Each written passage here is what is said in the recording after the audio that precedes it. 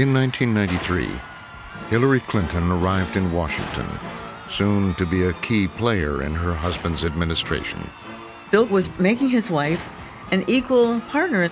When I asked, what's your goal for the next 10 years? He said, 8 years of Bill, 8 years of Hill. But the First Lady would face strong resistance. Nobody elected her president. He was elected president, and as much as they were selling themselves as a co-presidency and buy one, get one free, I don't think most people in the country were buying that. She would learn what Washington expected of its First Lady.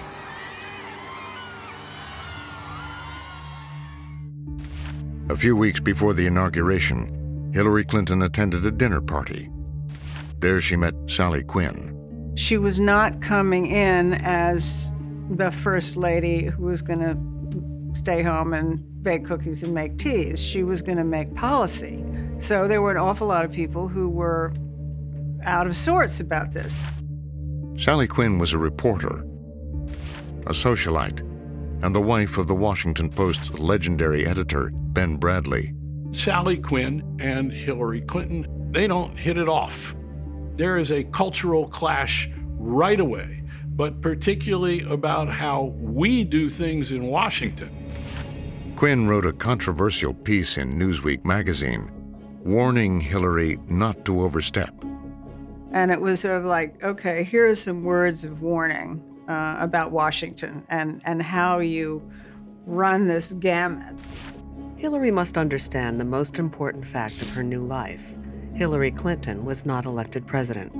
There are some old guard people who say, listen, gal, you're overstepping your boundaries here. She shouldn't make Bill Clinton look like a wimp. Washington wants the president to be president. And it was almost like the new kids are arriving from the new high school, and the old high school has to kind of show them that we're in charge, this is our school. You may think you're the prom king and queen, but really you're not. Maybe the queen is Sally Quinn. I want to say good afternoon to the members of the press. Hillary and Bill disregarded the warnings. She became the first presidential wife to have an office in the West Wing and her own health care reform task force. National health reform. This task force will be chaired by the First Lady, Hillary Rodham Clinton. It certainly was challenging the orthodoxy. And that's what I want done. Hillary had been his top advisor for a decade before that. And so when he did turn to her to lead the health care policy, it didn't surprise me in the least. He'd done that many times before, and she had always come through for him. From the beginning, Hillary ran the effort largely in secret. The healthcare plan is being developed secretly, but they're walled off. I mean, it's like the development of the atom bomb. I mean, it's almost in a fortress. People only just assumed that there was something nefarious going on, something terrible that was going on, that they were hiding and they didn't want anybody to know about. The secrecy gave her critics an opening to attack. The secrecy surrounding her healthcare task force. The secrecy that surrounded the deliberations. And some questioned the First Lady's powerful role in the West Wing. Powerful and public. How much power should the First Lady have? She played a very political role. First Ladies aren't supposed to act that way because they're First Ladies.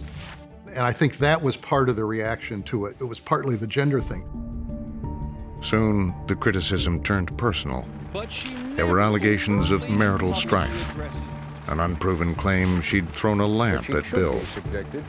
It was very, very frightening because she was being accused of all kinds of nefarious things. Hillary Clinton, professional, outspoken, some say threatening. When you put it all together, you'd sort of think this is Looney Tunes. But it showed how crazy things really were and how antagonistic people were toward them. Hillary was the first of her generation, the first of her gender to make it to this point in American politics. All of the fights and contentions of feminism, of the role of women in society, all are played out and seen through Hillary. There was definitely tension there from the beginning.